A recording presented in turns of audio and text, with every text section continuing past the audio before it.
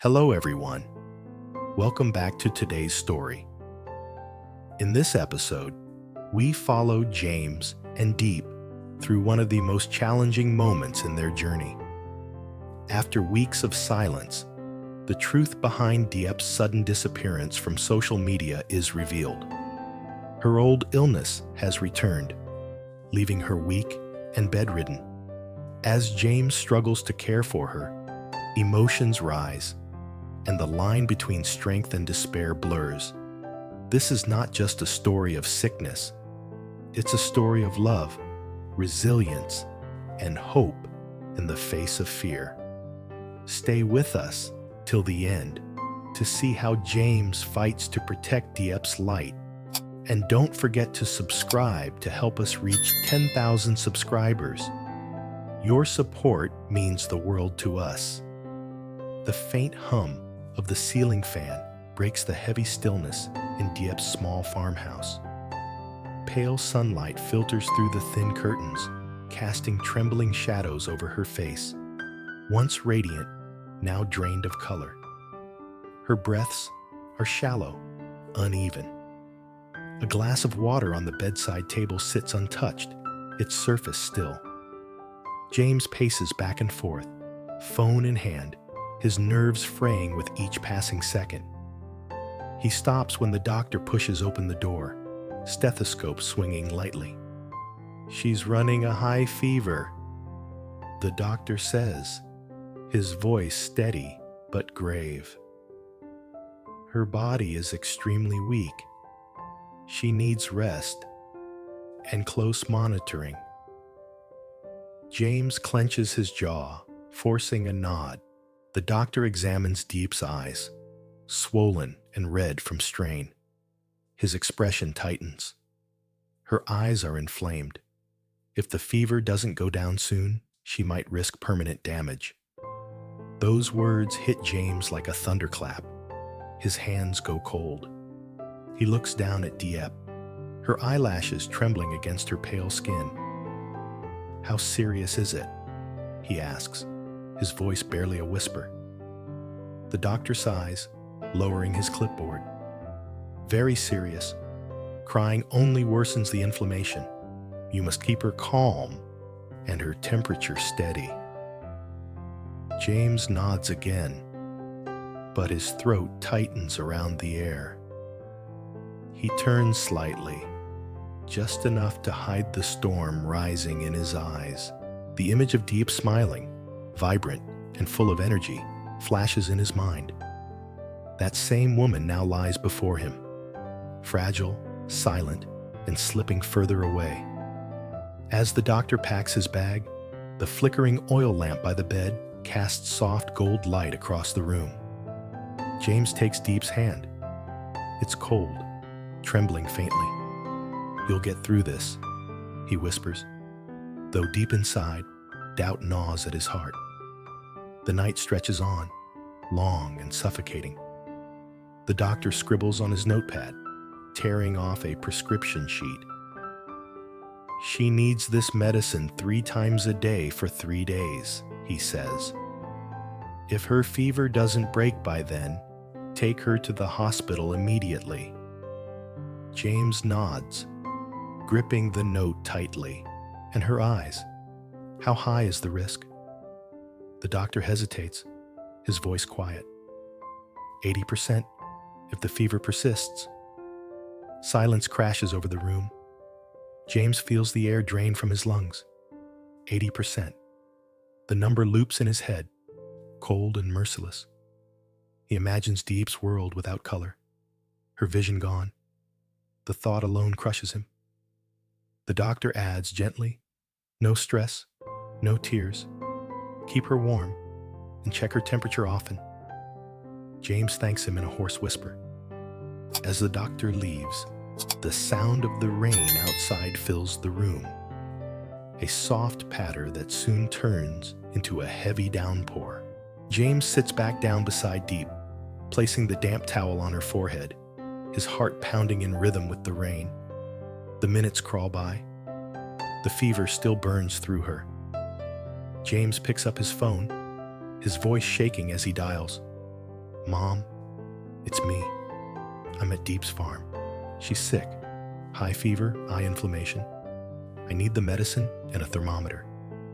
His mother's voice crackles through the line, alarmed but steady. "I'll be there soon, don't worry." Outside, the storm rages. When she finally arrives, soaked and breathless, she carries a bag of medicine and worry etched across her face. "I came by last night," she says, setting down the bag. "She didn't answer my calls. I found her collapsed at the gate, under the rain." James freezes, his heart shattering at the image. Diep alone, unconscious in the storm, rain pouring down on her trembling body. Guilt twists deep inside him. "Why wasn't I here?" he mutters, more to himself than to anyone else. His mother kneels beside the bed, touching Diep's arm gently. "Her hands are so cold," she murmurs, her voice cracking. "Poor child." James grabs the thermometer, sliding it under Diep's arm. The reading flashes, high and unrelenting. His chest tightens. The storm outside only mirrors the one inside him. His mother glances at him, her eyes soft yet firm. "You need to stay calm. She needs your strength right now." He nods. "I'll take care of her. I promise." Her hand rests on his shoulder. That single touch steadies him, anchoring him to purpose. Together, they prepare the medicine, their movements quiet and deliberate. Every sound in the room, the clinking of the spoon, the soft rustle of fabric, the whisper of breath, feels magnified, sacred. Hours pass, but Diep doesn't stir. The fever clings to her like a shadow. James sits at her bedside, exhaustion painting lines on his face. He keeps wiping her forehead, whispering prayers she can't hear. The lamp flickers again. "Her limbs are freezing," his mother says, pressing a warm cloth to Diep's hands. "If she's not better in 2 days, we'll go to the hospital. Don't wait." James nods, his voice barely audible. "She'll pull through. She has to." His mother exhales slowly, eyes glistening. "You've always believed in her. Don't stop now." James mixes the next dose, careful not to spill a drop. His hands tremble as he lifts the spoon to her lips, watching as a trace of medicine slides past her mouth. "Come back to me, Diep," he whispers, voice breaking. For a fleeting second, her eyelids flutter. Hope ignites in him, faint but alive. He leans forward, squeezing her hand. "I'm here. I'm not going anywhere." Rain taps gently against the window, softer now, as if the storm itself is catching its breath. The air is thick with fear and devotion. James feels like a candle in the dark, small, trembling, but determined to keep burning. He looks at her face, pale yet peaceful, and realizes how fragile everything is. "You once said your dream was to tell stories that heal hearts," he murmurs. "Maybe this time, it's your turn to be healed." His mother brings a blanket, tucking it gently around Diep. The three of them, James, his mother, and the silent woman they both care for, become a portrait of quiet endurance. The sound of the rain fades into a steady rhythm, like a heartbeat. As the night deepens, James leans his head against the bed frame, eyes heavy with fatigue. His mother watches him quietly, her expression soft. "Get some rest," she says, but he shakes his head. "Not yet. She might need me." And so he stays, holding Diep's hand as the wind howls outside, whispering over and over, "You'll get better.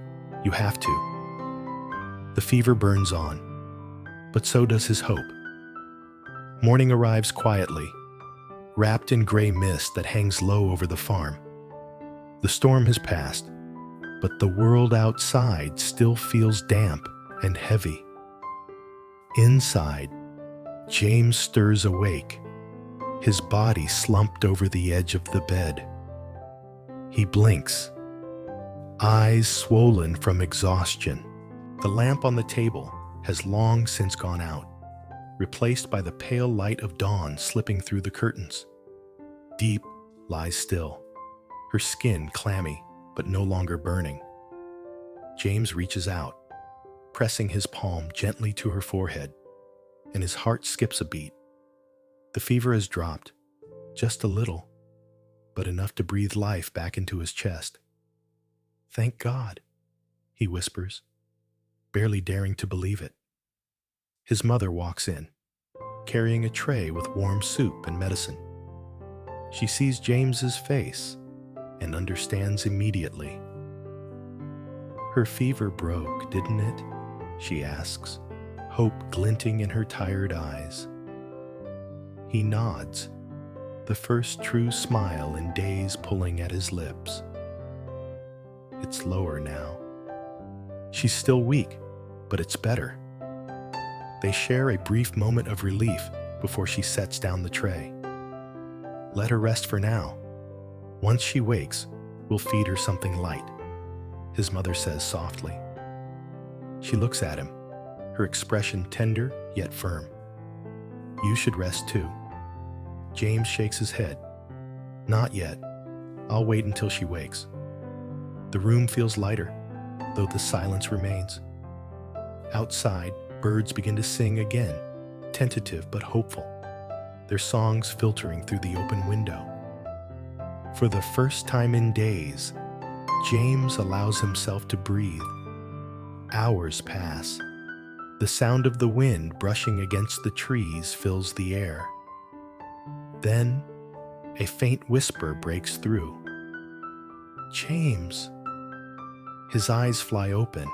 He leans forward, almost afraid he imagined it. Diep's lips move again, weakly. "James, I'm here," he says immediately, gripping her hand. "I'm right here." Her eyelids flutter open, eyes hazy but alive. She blinks slowly, trying to make sense of her surroundings. "How long? Was I asleep?" 3 days, James answers softly, brushing hair away from her damp forehead. "You scared everyone, Diep. You scared me." She tries to smile, but her lips tremble. "I'm sorry. I didn't mean to." He shakes his head, swallowing hard. "Don't apologize. Just focus on getting better." Her gaze drifts to the window. The rain has stopped completely now, and thin streaks of sunlight cut through the gray clouds. "It's beautiful," she murmurs. "I thought I wouldn't see it again." James's heart twists. He can't find words, so he squeezes her hand tighter instead. "You will see many more mornings like this. I promise." She closes her eyes again, exhausted but calmer. "I didn't mean to worry everyone. I just felt weak, dizzy, and then everything went dark." "I know," he says gently. "The doctor explained. Your old illness came back, but you're safe now. You'll recover, slowly." She nods faintly. "I wanted to record a new video for our viewers, but I couldn't even hold my phone." James's expression softens. "Your audience will understand. They care about you. You don't owe them perfection. You owe yourself time to heal." For a moment, silence fills the space between them. Diep's breathing steadies, her chest rising and falling in rhythm with the morning breeze. James glances toward the small camera sitting on her desk, the one she hasn't touched in weeks. He remembers how she used to light up every time she pressed record, how she'd pour her heart into each story she told. But now, Her body needs rest more than the world needs another video. Later that afternoon, James helps her sit up, propping her against a stack of pillows. His mother brings warm porridge, its gentle aroma filling the room. "Just a few spoons," she says kindly. "Don't force yourself." Diep nods, taking small bites. The warmth spreads through her, steadying her trembling hands. "It feels strange," she murmurs, "like my body forgot how to be strong." "That's okay," James says. "You don't need to be strong all the time." She looks at him, eyes glassy but filled with quiet gratitude. "You stayed the whole time, didn't you?" He smiles softly. "I told you before, I'm not going anywhere." Her lips curve into the faintest smile. "You should have rested." "I couldn't," he admits. "Not when I thought I might lose you." The words hang between them, raw and unfiltered. Neither speaks for a while. The only sound is the clock ticking on the wall, marking each fragile second of peace. As evening falls, the farm glows under a golden haze. The rain-soaked fields glimmer, the air fresh with the scent of wet earth. Diep leans slightly toward the window, her voice low. "It's been a long time since I felt this quiet." James follows her gaze. "Quiet can be good. It gives you space to breathe again." She smiles faintly. "I used to rush everything. Uploading, editing, planning the next topic. Maybe this is life's way of telling me to pause." "Maybe it is," he says, his tone gentle. "Your viewers will wait. They always do. They care about you, not just your videos." She nods slowly. "I'll tell them the truth then, that my illness came back, that I need time to recover." James reaches out, resting his hand over hers. "You don't have to face it alone. We'll explain it together." Her eyes soften. "You always say, 'we.'" He chuckles quietly. "Because it's true. We faced everything together. Storms, misunderstandings, and now this. You're not alone, Diep." She blinks, tears welling. But this time, they're tears of relief, not sorrow. She looks down, whispering, "Thank you." That night, the house feels warmer. The fever has finally faded, replaced by a fragile peace. James tucks the blanket around her, his movements careful and tender. His mother sits nearby, knitting in silence, occasionally glancing up to check on Diep. Before drifting off to sleep, Diep murmurs, "When I recover, I'll film again. Not about success or plans, but about healing. Maybe someone out there needs to hear it." James smiles, his voice barely audible. "Then that's the video that matters most." Days pass.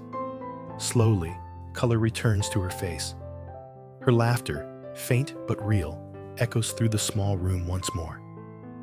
Each morning, James brews tea and sits beside her, updating her on farm chores and the animals she misses. She listens quietly, sometimes smiling, sometimes closing her eyes to imagine it all. One afternoon, as the sun spills gold across the yard, Diep picks up her camera again. Her fingers tremble, but determination burns in her eyes. She presses record. "Hello, everyone," she begins softly, voice still weak, but filled with warmth. "It's been a while. I've been sick. My old illness came back, and I had to stop filming for some time. But I'm recovering now, slowly." James stands behind the camera, watching her, pride swelling in his chest. "I learned something during this time," she continues, "that even when we pause, even when we're forced to stop, life doesn't end. Sometimes Rest is part of the journey, and healing is its own kind of progress. Her words linger, gentle yet powerful. She smiles, a smile full of light and quiet strength.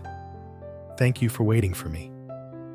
When she ends the recording, the silence feels different, no longer heavy, but peaceful. She looks at James and whispers, "I'm back." He nods, smiling. "Welcome home, Diep." The sun dips beyond the fields, painting the sky in hues of amber and rose. Inside that small farmhouse, hope glows again. Not loud or grand, but steady, like a heartbeat finding its rhythm once more.